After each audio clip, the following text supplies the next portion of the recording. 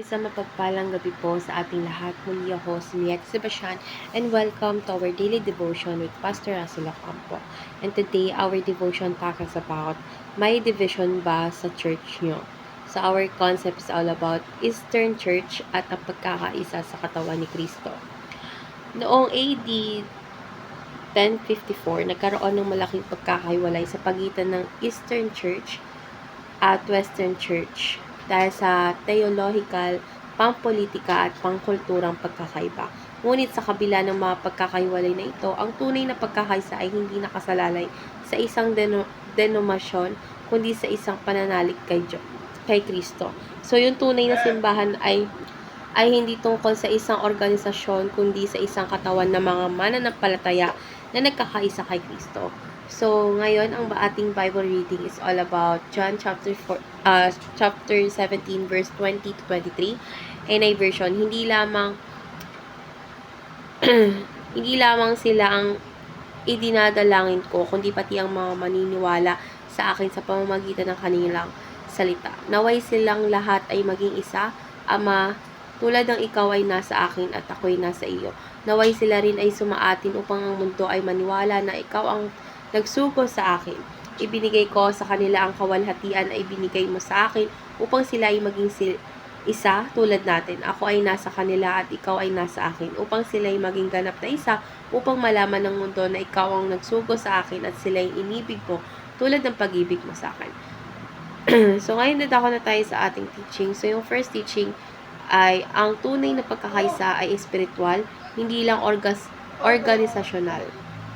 Hindi ang denominasyon ang batayan ng pagiging bahagi ng tunay na iglesia ni Kristo, kundi ang ating pananampalataya sa Kanya. So maraming denominasyon ang umiiral ngayon, ngunit ang tunay na katawan ni Kristo ay binubuo ng lahat ng mananampalatayang sumasampalataya sa Ebanghelyo.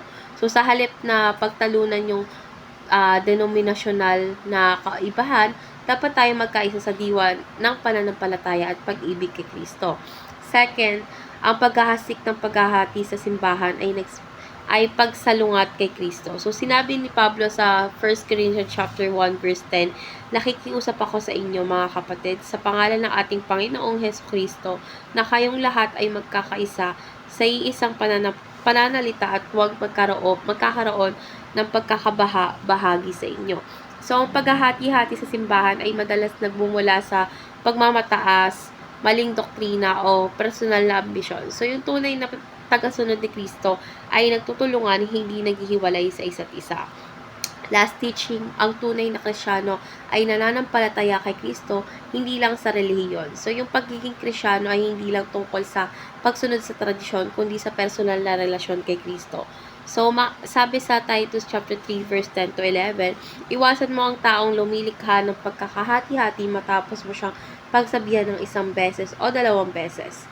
Ang ganyang tao ay tiwali at makasalanan, hinatulan na niya ang kanyang sarili. So, sa halip na maghingkayat ng alitan, ipinapakita ng tunay na Kristyano yung pagmamahal, pagpapatawad at pagkakaisa sa mga kapwa mananampalataya na meron si Kristo. So, ngayon dadako na tayo sa ating application. So, yung first application is itaguyod ang pagkakaisa kay Kristo at iwasan ng paghahati.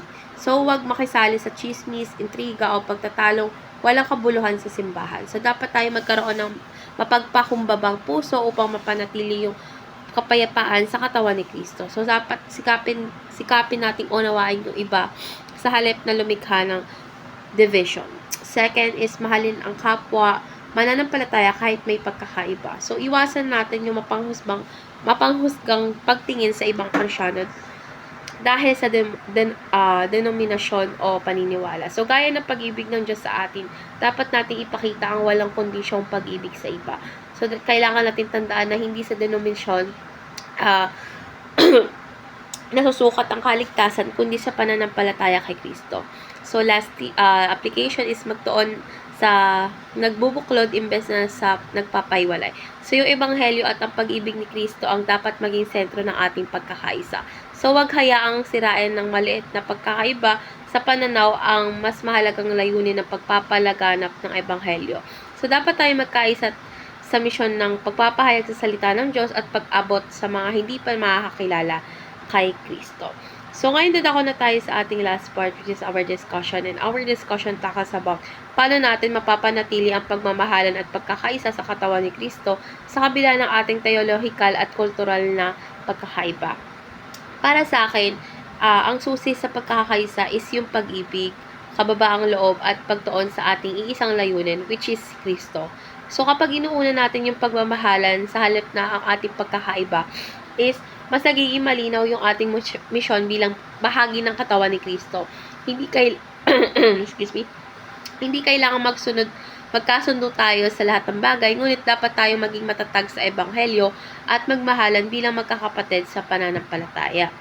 So, let's pray na po. Lord God, maraming salamat po sa araw na ito. Lord God, tulungan mo po kami iwasan ng mga bagay na nagdulot ng pagkahati-hati at mag-focus sa misyon ng pagpapahayag ng iyong katotohanan. Lord God, bigyan po kami ng puso na mapagpakumbaba, mapagpatawad at may malasakit sa aming kapwa mananampalataya. Lord God, naway ang aming buhay ay maging patotoo ng iyong biyaya at kapayapaan sa pangalan ni Jesus. Amen.